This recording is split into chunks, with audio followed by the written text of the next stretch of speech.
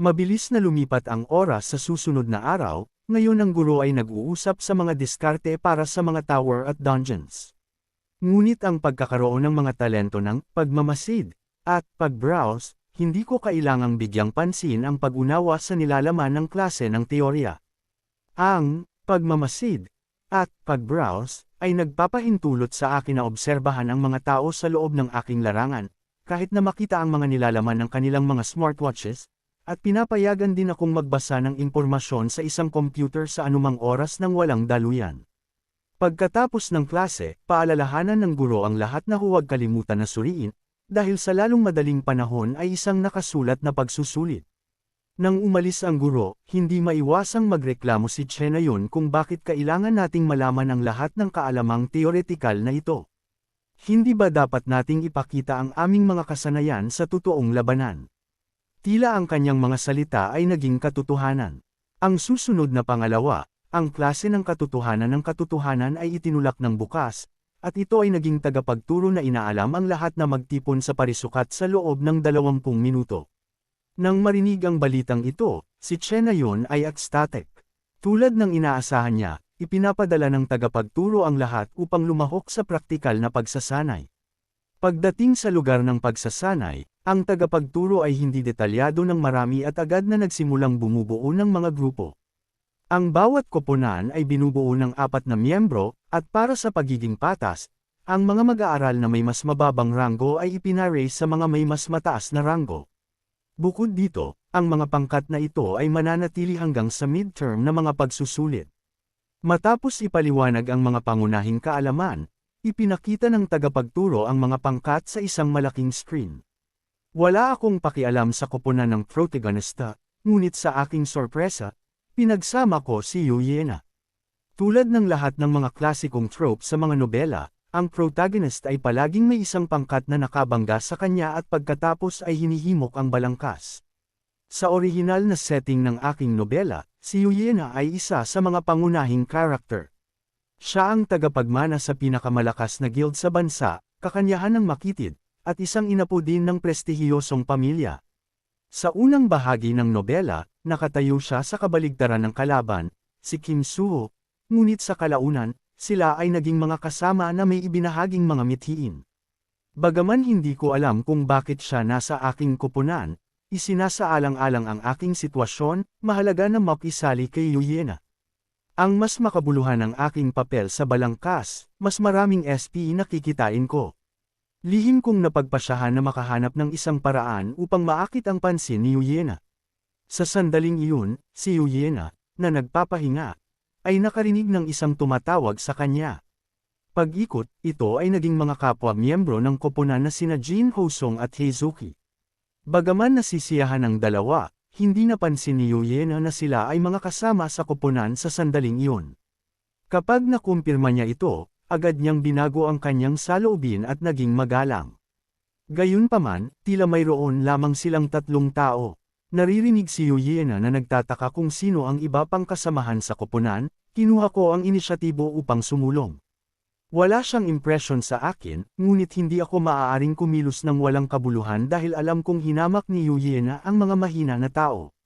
Hindi ko pa ipinakilala ang aking sarili nang si Jin Hosong sa tabi ko ay agad na nakilala ako bilang taong pumili ng handgun sa silid ng kagamitan. Nabanggit niya na ang aking reputasyon sa mga unang taon ay kumalat na. Gayunpaman, nang makita na nakikipag-chat pa rin kami, agad na lumitaw at nag-ambala ang tagapagturo. Matapos ipadala ang mga coordinate ng monsters bawat koponan na kailangan upang patayin sa kanilang mga smartwatches, opisyal na nagsimula ang praktikal na pagsasanay ngayon. Si Yuyena at ang kanyang koponan, pagkatapos ng pangmatagalang pagsasanay, ay may napakataas na mga halaga ng kakayahan, at ang kanilang pag-unlad ay mabilis. Ngunit naiiba ako, noong halos nasa patutunguhan kami, naramdaman kong malapit na akong mamatay. Bagaman ang aking pisikal na katangian ay tiyak na mas mataas kaysa sa mga ordinaryong tao, kumpara sa mga mag-aaral ng kubo, maaari lamang akong maging buntot ng koponan. Matapos makarating sa isang baybayin, nakarating kami sa ika-8 beach ng pagsasanay sa lugar ng pagsasanay. Ang monster sa lugar na ito ay ang Black Hump Octopus, na ang kabangisan ay hindi mapag-aalinlangan. Pagdating ko rin, inayos ni Yuliana ang isang plano sa labanan. Ang Black Hump Octopus ay isang mas mababang antas na monster. Gayunpaman, ang sariling kapangyarihan ng pag-atake ay hindi malakas. Ang kiyayang tumor sa ulo nito na maaaring mag-shoot ng 10 maliit na octopus. Ang mga maliliit na octopus na ito ay may isang kakilakilabot na kakayahan sa dugo, na kung saan ay din ang kanilang pinaka-nakamamatay na bahagi. Inisip ni Heizuki at Jin Hosong na upang mabilis na hawakan ang 10 octopus, na itinalaga sa akin ang gawaing ito, bilang isang mamamana, ay pinakamahusay. Gayunpaman, hindi sumasang-ayon si Yuliana, iginiit niya na makitungo sa maliit na octopus ang kanyang sarili, habang pinangalagaan ni Jin Hosong at Heizuki ang kanilang lakas. Ang Black Hump Octopus ay may isang malakas na kakayahan sa pagpapagaling sa sarili, at kailangan nilang hampasin ang nakamamatay na bahagi nito sa isang suntok. Ang plano ni Yuliana ay malinaw na maiiwasan ako sa pagsasanay. Kasunod ng mga order, si Jin Hosong ay tiyak na kumatok sa isang malaking bato, sa una upang maakit ang monster sa baybayin. Ang plano na ito ay matagumpay, nakakakita ng mga tao sa baybayin, ang Black Hump Octopus ay mabilis na lumubog. Si Yuliana ay handa ng hampasin, ang Black Hump Octopus, na malapit na, ay hindi nagtago at agad na pinakawalan ang mga octopus ng dugo mula sa ulo nito.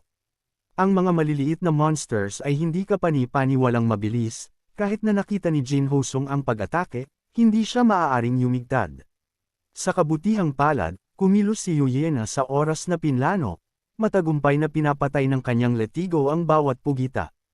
At ginawang madali ni Yuliana, na ginagamit ang anumang pagsisikap. Nang makita ito, si Jin Hosong ay lubusang kumbinsido kung bakit si Yuliana ay nirerango sa ikapitong sa mga freshman ng kubo. Matapos magpasalamat kay Yuliana, mabilis siyang umatras mula sa larangan ng digmaan, iniwan si Yuliana upang mahawakan ang direktang paghaharap. Kung paanong siya ay nag-atake ng isang pag-atake mula sa mga tentacles ng Black Hump Octopus, nakakita ako ng isang pagkakataon na kumilos. Ang isang nakakagulat na maliit na pugita ay lumitaw sa likuran ni Yuliana. Kahit na nakita ito ni Heizuki sa oras, ang distansya ay masyadong malapit. Sa sandaling iyon, si Yuliana ay hindi maaaring yumigtad sa oras.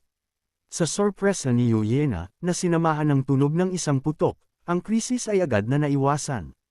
Ang taga-baril ay walang iba kundi ako, na nakatayo na hindi kalayuan. Sa pagpapahusay ng Master Sharpshooter, ang aking handgun ay halos masasabing hindi kailanman makaligtaan. Ang nakagulat na si Yuliana ay hindi makapaniwala na si Kim Ha-jun, na tinitingnan niya, ay nagligtas sa kanya sa isang kritikal na sandali. Hindi rin makapaniwala sina Heizuki at Jin Hosong kung gaano napapanahon ang aking intervention. Si Yuliana ay orihinal na matigas ang ulo, na nagsasabing, hindi ko ba sinabi sa iyo na huwag kumilos. Ngunit bago siya makatapos, inilunsad ng Black Hump Octopus ang susunod na pag-atake ng mga pag-atake.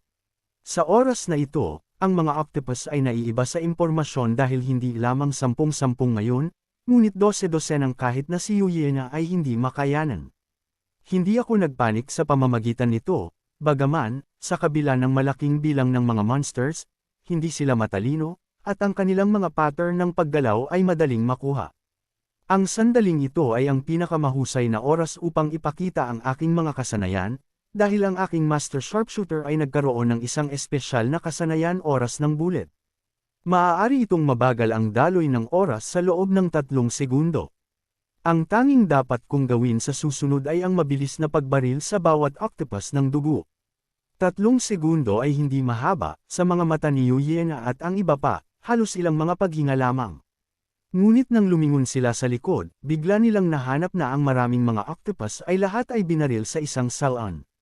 Sa kabila ng lahat ng nakakagulat, mabilis na natanto ni Yuliana ang sitwasyon sa larangan ng digmaan.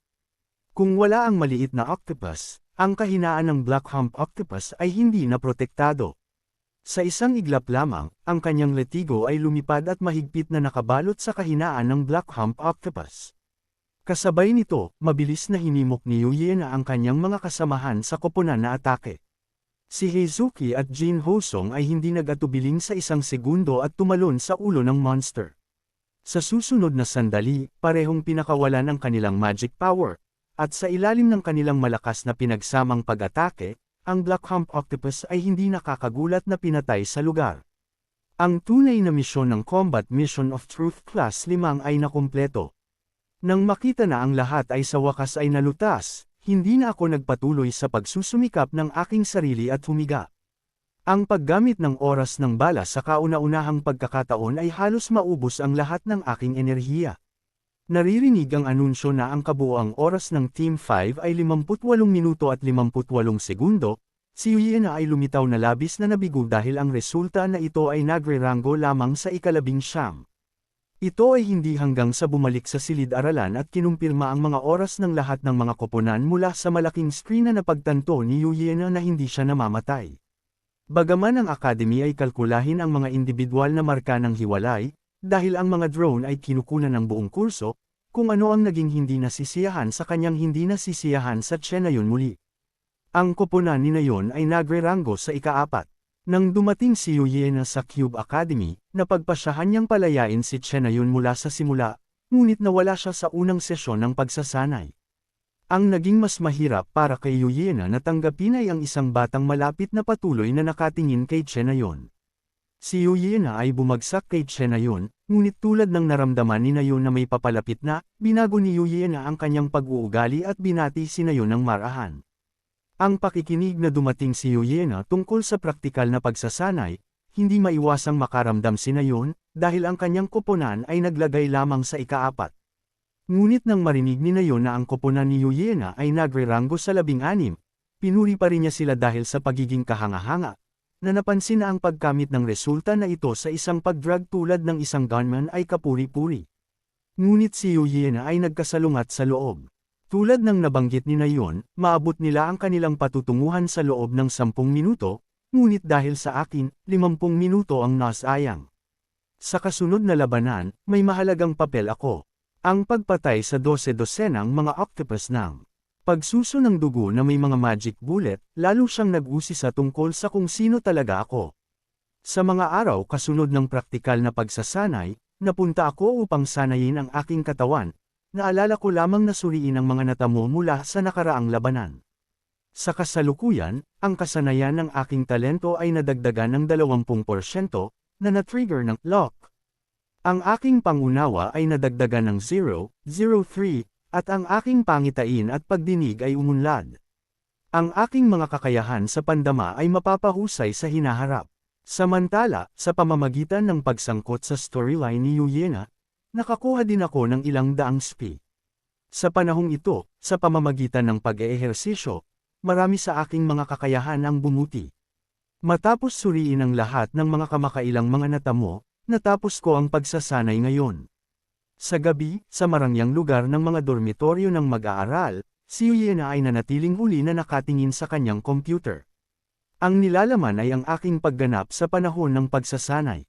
Paulit-ulit niyang pinapanood ito at sa wakas ay nakarating sa isang nakakagulat na figure. Nagpaputok ako ng 60 magic bullet gamit ang aking handgun sa loob lamang ng 3 segundo. Nagtataka si Uyena kung ang isang tao ay talagang maaaring hilahin ang gatilyo ng 20 beses sa 1 segundo, o ang aking handgun ay may isang pinjutan ng pagsabog. Matapos kong obserbahan ako buong gabi, natagpuan niya ang napakaraming kahinahinalang aspeto tungkol sa akin. Sa kabila ng tulad ng isang standout na pagganap sa labanan, at ang kanyang pamilyar sa iba't ibang mga talento, hindi pa niya naririnig ang aking pangalan. Sa sandaling ito, si Shin Jong-hak, ang batang lalaki na nakatitig kay Chenayon sa araw, ay nagpadala sa kanya ng isang mensahe. Ang panunood kay Shin Jong-hak ay nagtanong kung ano ang ginagawa niya, maligaya na sinabi ni Uyena na sinusuri niya ang footage. Sa pagtataka niya, nagpahayag din siya ng pag-usisa tungkol sa gunman sa kanyang koponan. Dahil ang praktikal na pagsasanay ng Cube ay ganap na naitala, mahalagang lahat sa akademya at panlabas na mga pangunahing organisasyon ay maaaring panuurin. Salamat sa pagiging nasa parehong koponan tulad ni Uyena, napanood din ng ilang mga tao ang pag-playback ng aming koponan. Ngunit mas maraming mga tao ang nagsimulang magbayad ng pansin sa pagganap ng aming koponan. Ang focus ay nasa protagonist pa rin, si Kim Suho, kasama na ang Deputy Guildmaster ng Sagradong Biyaya ng Lumikha, si Yun Sung-a. Labis siyang mahilig kay Kim Soo-ho, na humanga sa kanyang napakahusay na swordsmanship at pambihirang lakas ng paggupit, napagtanto na ang mga nangungunang guild sa bansa ay makikipagkompetensya upang mag-recruit sa kanya, at wala siyang pagbubukod. Ang nasabing malinis, maaraw, at gwapo na talento ay isang tao na nais ni Yoon Sung-a na mag-recruit ng anumang paraan na kinakailangan. Ngunit habang patuloy siyang nanonood ng footage ng praktikal na pagsasanay, napansin niya ang isang mag-aaral na gumagamit ng baril. Kinomento ng katulong na dahil kay Yuyena, maraming tao ang nag-click sa video, at ang gunman na ito ay nagdulot din ng maraming talakayan.